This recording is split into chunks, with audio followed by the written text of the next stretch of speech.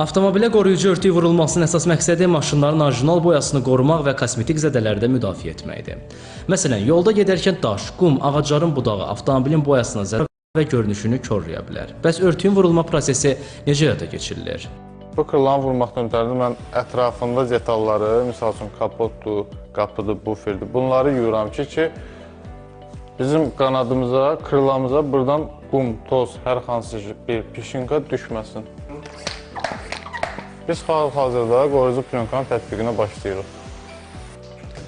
Qoruyucu plyonkanı tətbiq edəndə, belə deyim, tam dəqiq olmalısın, tam dəqiq işləməlisin.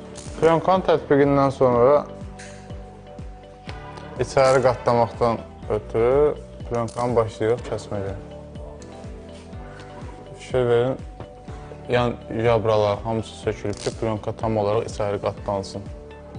Ustalar hətta keyfiyyətsiz avtoyuma məntəqələrindən gileylənirlər. Onlar sürücülərə çağırış edirlər.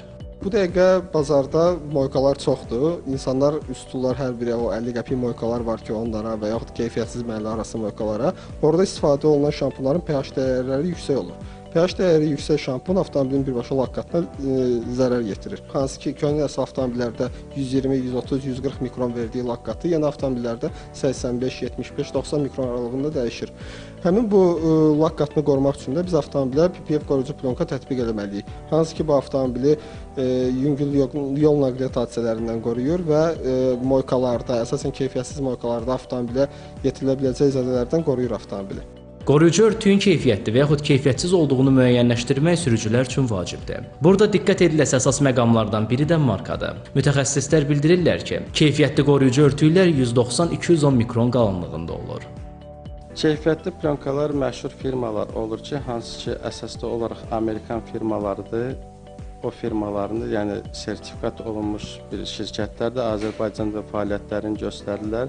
Vətəndaşları bugünkü gün yenə deyirəm, yəni Amerika plyonkası adı ilə Çin plionkaları gətirilir, hansı ki, belə deyək, qat-qat ucuz olur və müştərilərdən artıq xidmətin pulunu alanda Amerikan plyonkası adı ilə alırlar. Qiymətlər Çin plionkaları ilə vurulsa, bütöv avtomobil 3000-4000 manat aralığı, artıq Amerikan plionkaları deyək ki, 6000-7000 arasında qiymətləri dəyişir. Əgər avtomobilinizin uzun ömürlü olmasını istəyirsinizsə, qoruyucu örtük çəkdirmək vacibdir. Lakin bu prosesin düzgün həyata keçirilməsi üçün peşəkar ustalara müraciət etmək mütləqdir. Ələkbər Salih, Zaur Həşimov, Telesər.